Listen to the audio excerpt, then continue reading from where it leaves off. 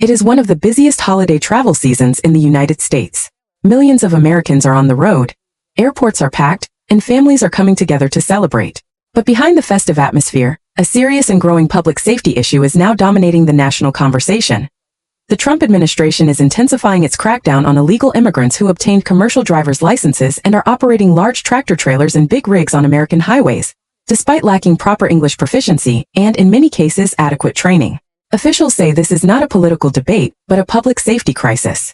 Across the country, a series of tragic accidents and fatal crashes have raised alarms about who is being allowed to drive 80,000-pound commercial vehicles on U.S. roads. The center of this effort is Transportation Secretary Duffy, who has made it clear that the federal government will no longer tolerate states issuing commercial driver's licenses to individuals who cannot read road signs, communicate in English, or meet federal safety standards.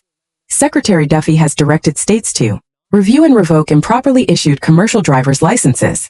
He has also warned that states refusing to comply could face serious consequences, including the loss of billions of dollars in federal transportation funding. This is about saving lives, Duffy has said repeatedly. These rules exist for a reason. California, at the center of the storm California, has become ground zero in this nationwide crackdown. In response to federal pressure, the state has agreed to revoke more than 21,000 non-domicile commercial driver's licenses. But that decision has sparked intense backlash. Truck drivers, many of them illegal immigrants, have filed lawsuits against the state, arguing that their licenses are being revoked unfairly and without due process. According to court documents, the California Department of Motor Vehicles notified nearly 17,300 immigrant drivers and business owners in November that their commercial licenses would be canceled on January 5, 2026. The DMV cited administrative errors related to non-domicile licensing in December. An additional 2,700 drivers received letters stating that their licenses would be canceled by mid-February. The lawsuit claims that nearly 20,000 drivers are facing license cancellations without being given a reasonable opportunity to correct paperwork errors or formally contest the decision. Attorneys representing the drivers argue that many of their clients rely on trucking as their primary source of income, and that the sudden cancellations could devastate families. However, federal officials counter that public safety must come first.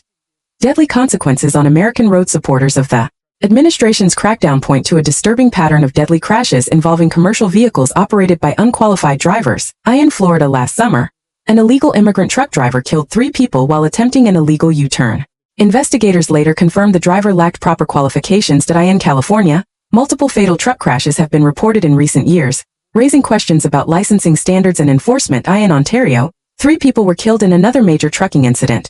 Just last month in Oregon, 2 people lost their lives after a tractor-trailer jackknifed on a busy highway, causing a horrific crash. In Tennessee, a deadly multi-vehicle pileup killed another driver after a commercial truck failed to slow down in time. In Washington state, yet another fatal crash involved an illegal immigrant truck driver who failed to decelerate, killing 1 person.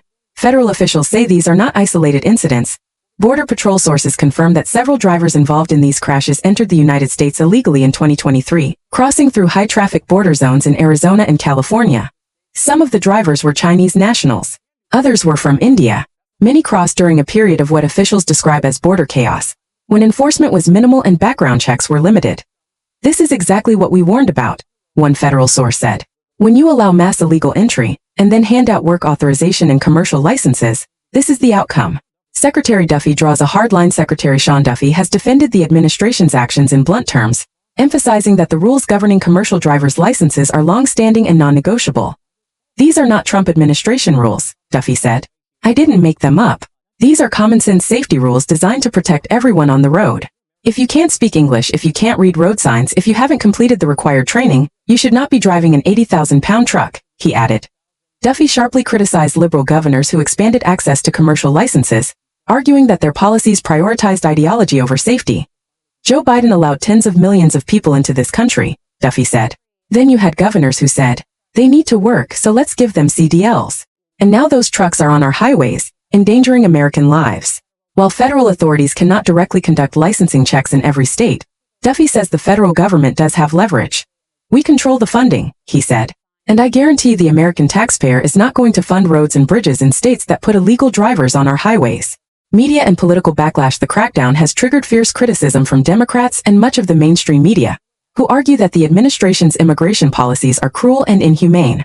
Several media outlets have published emotional stories highlighting migrant families who were deported or lost work opportunities following stricter enforcement. One Associated Press article described Venezuelan migrants whose American dream was allegedly destroyed after President Trump returned to the White House and resumed aggressive immigration enforcement.